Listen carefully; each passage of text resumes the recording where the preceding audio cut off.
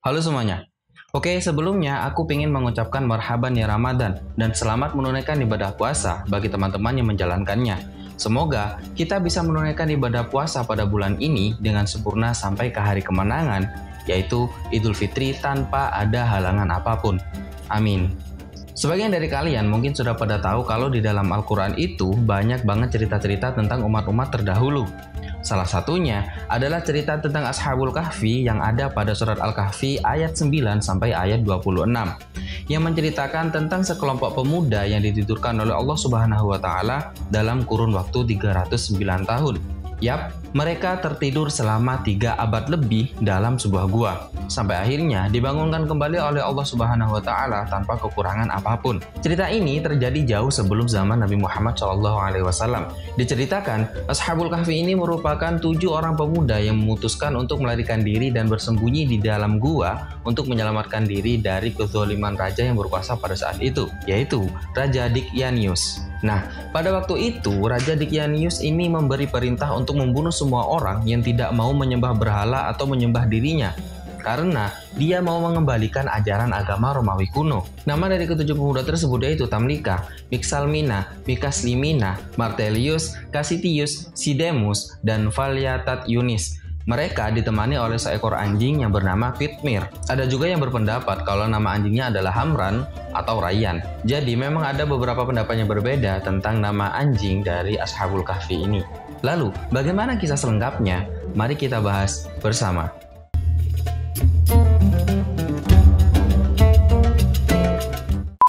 Kisah tentang Ashabul Kahfi ini pertama kali diceritakan oleh Sayyidina Ali bin Abi Thalib, Qaramallahu wajhah, kepada beberapa pendeta Yahudi. Jadi, pada waktu itu saat Sayyidina Umar bin Khattab menjadi Amirul Mukminin, datanglah beberapa orang pendeta Yahudi kepada beliau. Lalu mereka berkata, "Hai Khalifah Umar, engkau adalah pemegang kekuasaan setelah Muhammad dan sahabatnya Abu Bakar. Kami hendak menanyakan beberapa masalah penting. Jika engkau bisa memberi jawaban kepada kami, barulah kami bisa mengakui kalau Islam adalah agama yang benar dan Muhammad adalah seorang nabi. Tapi, jika engkau tidak bisa memberi jawaban, berarti agama Islam itu adalah batil dan Muhammad bukanlah seorang nabi." Sayyidina Umar pun menjawab, "Silahkan bertanya tentang apa saja yang kalian inginkan." Nah, pendeta ini pun mengajukan banyak pertanyaan yang sulit kepada Sayyidina Umar. Dari semua pertanyaan yang diajukan oleh pendeta Yahudi tersebut, tidak semua pertanyaan bisa dijawab oleh Sayyidina Umar. Maka Sayyidina Ali bin Abi Thalib pun membantu menjawab dan beliau berhasil menjawab semua pertanyaan dari pendeta Yahudi tersebut. Setelah mendengar jawaban dari Sayyidina Ali, 2 dari 3 pendeta tersebut akhirnya memeluk agama Islam pada saat itu juga. Tapi, satu pendeta yang tersisa langsung berdiri dan berkata kepada Sayyidina Ali, "Hai Ali, teman-temanku sudah beriman dan yakin akan kebenaran agama Islam. Sekarang, masih ada satu hal lagi yang ingin aku tanyakan kepada engkau." Sayyidina Ali pun menyahuti, "Tanyakanlah apa saja yang ingin engkau tanyakan." Pendeta itu pun mengajukan sebuah pertanyaan. "Coba terangkan kepadaku tentang sejumlah orang yang zaman dahulu sudah mati selama 309 tahun. Kemudian, dihidupkan kembali oleh Allah Subhanahu wa taala. Bagaimanakah hikayat mereka?" Kata pendeta tersebut. Sayyidina Ali pun menjawab, "Hai pendeta Yahudi, mereka itu adalah penghuni gua. Hikayat mereka sudah dikisahkan oleh Allah Subhanahu wa taala kepada Rasulnya. Jika engkau bersedia, akan aku bacakan kisah mereka." Kata Sayyidina Ali. Pendeta itu pun menyahut, "Aku sudah banyak mendengar tentang Al-Quran kalian itu. Jika engkau memang benar-benar tahu, coba sebutkan nama-nama mereka, nama ayah mereka, nama kota mereka, nama anjing mereka, nama gunung serta gua mereka, dan semua kisah mereka dari awal hingga akhir." Sayyidina Ali pun mulai membetulkan posisi duduknya. Lalu dia mulai bercerita secara rinci tentang hikayat tersebut kepada pendeta Yahudi itu. Sayyidina Ali berkata kalau cerita ini dia dapatkan dari Nabi Muhammad SAW. Cerita itu terjadi di negeri Romawi di sebuah kota yang bernama Ephesus. Nah, setelah kedatangan Islam, kota tersebut berubah menjadi Tarsus atau Tarse yang terletak di wilayah Turki. Dulunya, negeri itu mempunyai raja yang sangat baik. Setelah raja itu meninggal dunia, berita kematiannya didengar oleh raja Persia yang bernama Dicyanus. Dia seorang raja yang sangat sombong dan zalim. Karena mengetahui raja di negeri tersebut sudah meninggal, Dicyanus pun mulai menyerbu negeri itu dan akhirnya berhasil menguasai kota Ephesus. Lalu, kota tersebut dijadikan ibu kota kerajaan dan dibangunlah sebuah istana. Istana kerajaan tersebut sangatlah luas dan megah. Segala kemewahan ada di dalam istana tersebut. Bahkan mahkota yang dipakai oleh raja terbuat dari kepingan emas berkaki 9 buah dan setiap kakinya bertaburan mutiara yang dapat memantulkan cahaya. Raja itu juga mempunyai 50 orang pelayan yang terdiri dari anak hulu balang yang masing-masing dari pelayan tersebut diberi tongkat emas dan mereka harus berdiri di belakang raja. Selain mereka, raja juga mengangkat 6 anak cendekiawan menjadi menteri dan membantunya untuk mengambil keputusan. Jadi, raja tidak akan pernah mengambil sebuah keputusan sebelum berunding dengan 6 orang ini. Keenam orang ini selalu berada di samping raja. 3 orang berada di sebelah kanan dan 3 orang lainnya berada di sebelah kiri raja. 3 orang yang ada di sebelah kanan raja tersebut adalah Tamlika, Mixalmina, dan Mikaslimina. Sedangkan yang berada di sebelah kiri yaitu Martelius, Cassitius, dan Sidemius. Singkat cerita, Raja Dicnianus sudah berkuasa selama 30 tahun dan selama itu juga dia tidak pernah merasa sakit maupun diserang penyakit apapun. Bahkan pusing sekalipun dia tidak pernah merasakan hal tersebut. Dan karena hal itu, si raja pun merasa kalau dirinya sangat kuat dan sehat. Sehingga dia pun mulai merasa congkak, durhaka, dan zalim.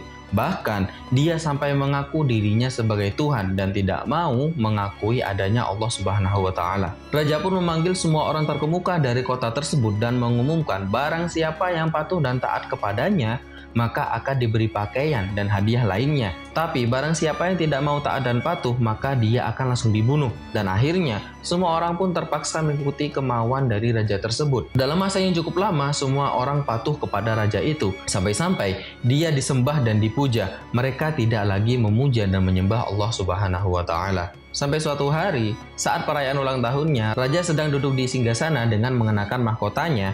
Tiba-tiba masuklah seorang hulu balang memberitahu kalau ada bala tentara asing yang masuk menyerbu ke dalam wilayah kerajaan itu untuk berperang dengan raja. Nah, saat itu raja pun bingung karena tidak pernah terjadi hal seperti itu selama ini. Saking bingungnya, mahkota yang dipakainya tanpa disadari terjatuh.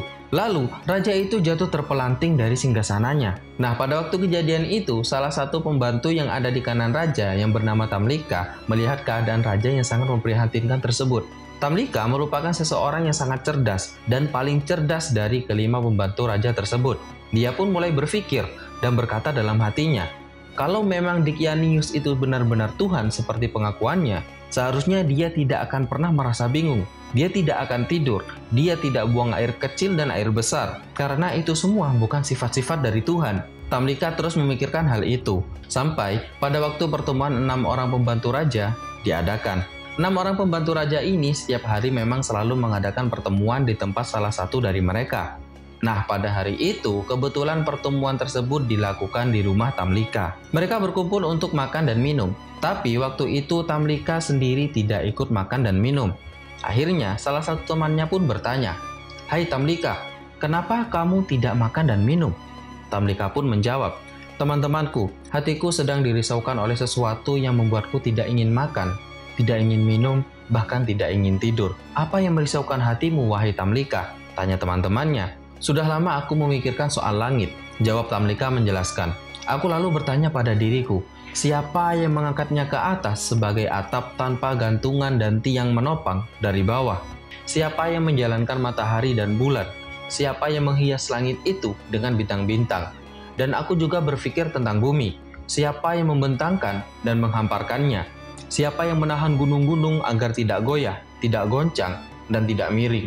Bahkan aku juga berpikir, siapa yang mengeluarkan aku sebagai bayi dari perut ibuku?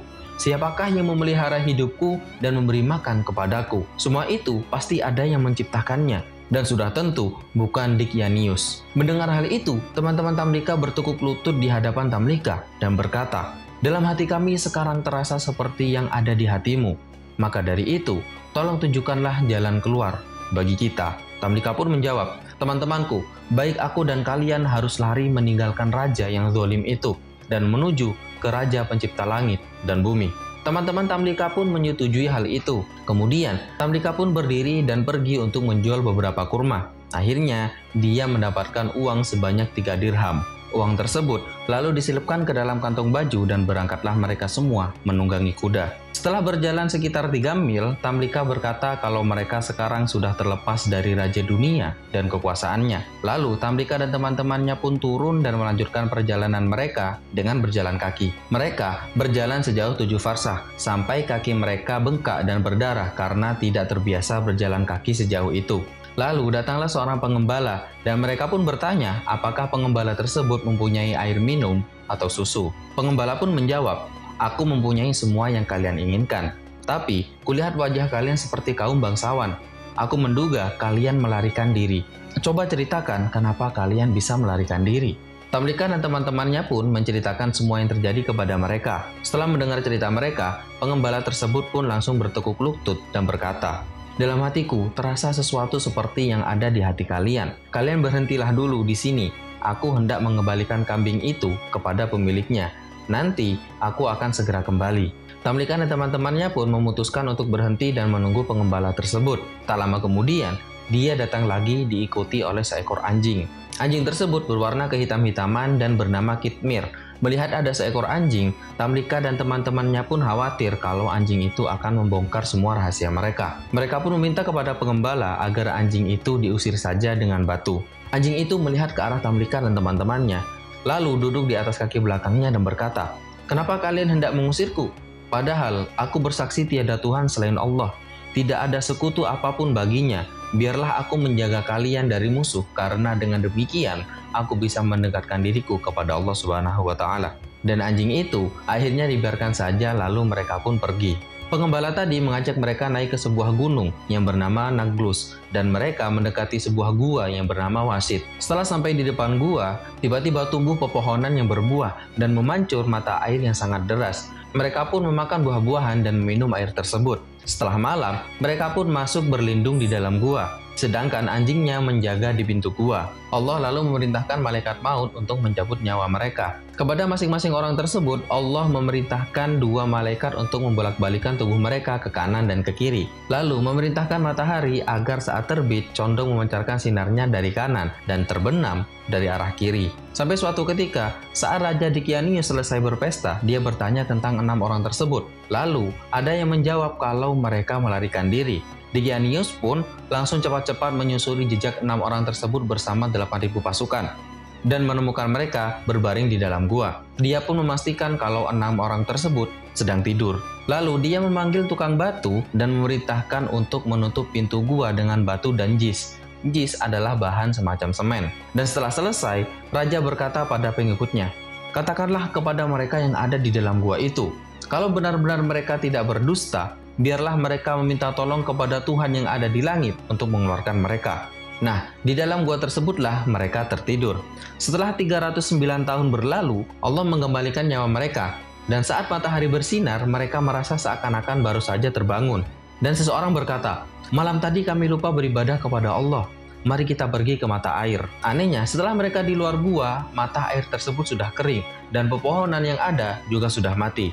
Kemudian, mereka merasa lapar dan saling bertanya siapa yang sanggup dan bersedia untuk menuju ke kota membeli beberapa makanan. Tamlika pun menyanggupinya, tapi dia meminta untuk bertukar baju dengan pengembala. Tamlika pun mulai berangkat ke kota. Dia melewati jalan-jalan yang tidak pernah dia kenal. Setelah di gerbang kota, dia melihat bendera yang bertuliskan, "Tiada Tuhan selain Allah dan Isa adalah Roh Allah." Dia pun berpikir kalau dia masih tertidur dan mengusap-ngusap matanya. Setelah agak lama mengamati bendera tersebut, dia pun masuk ke dalam kota dan melihat banyak orang yang sedang membaca Injil dan berpapasan dengan orang yang belum pernah dikenalnya.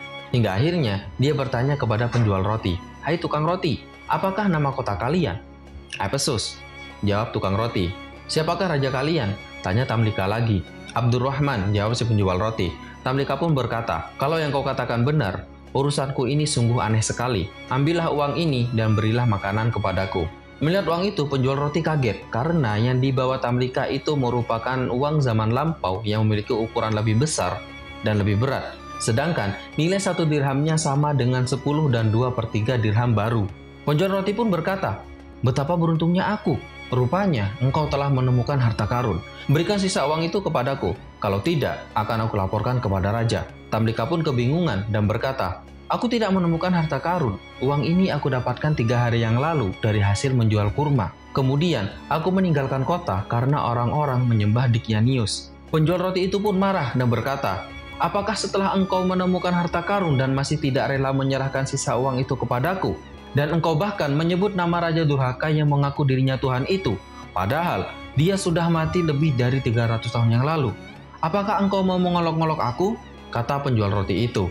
Tamlika pun ditangkap dan dibawa menghadap raja. Raja yang baru ini adalah raja yang berpikir dan bersikap adil.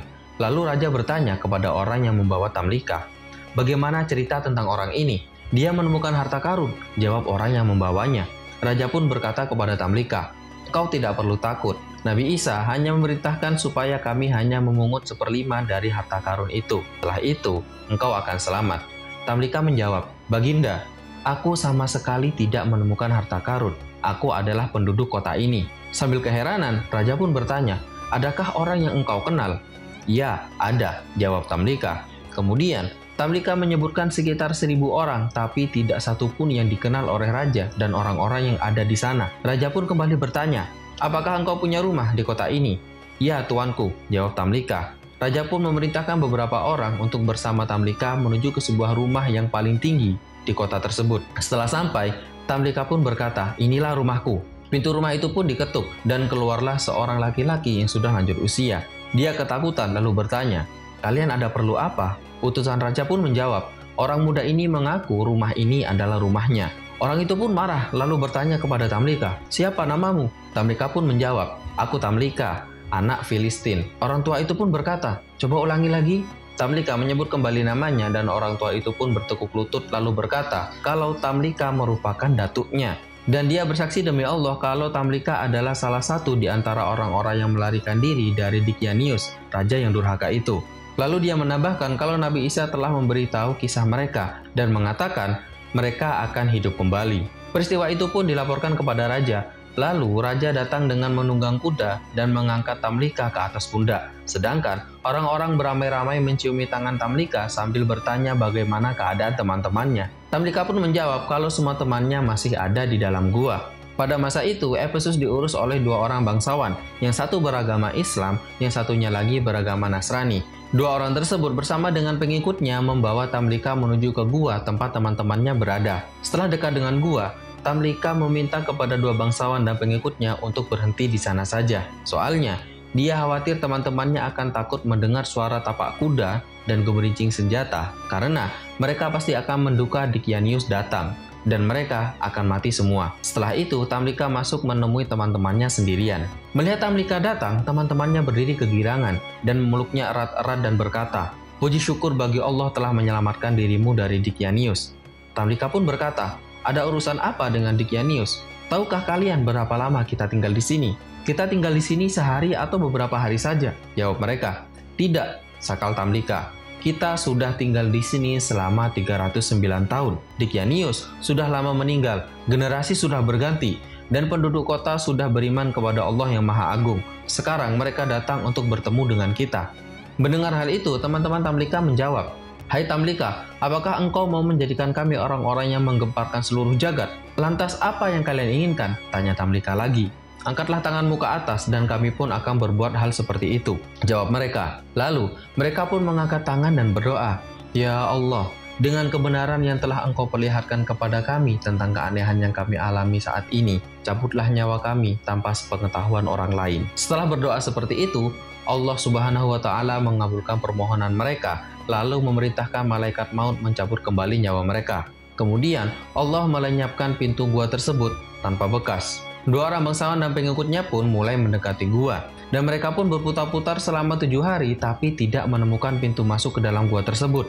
Nah, pada saat itu mereka menjadi yakin kepada kehebatan kuasa Allah Subhanahu wa Ta'ala. Lalu akhirnya dibangunlah sebuah masjid di pintu gua tersebut. Setelah mendengar penjelasan dari Ali bin Abi Thalib tersebut, kemudian pendeta Yahudi yang terakhir pun langsung bersaksi bahwa tiada Tuhan selain Allah dan Muhammad adalah hamba Allah serta Rasul-Nya. Lalu dia juga berkata kalau Sayyidina Ali adalah orang yang paling berilmu di kalangan umat.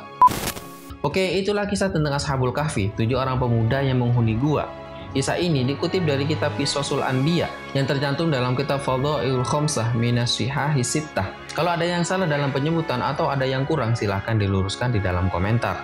Kritik dan saran di kolom komentar juga. Jangan lupa klik tombol subscribe agar tidak ketinggalan pembahasan menarik yang lainnya. Udah di sini dan sampai jumpa.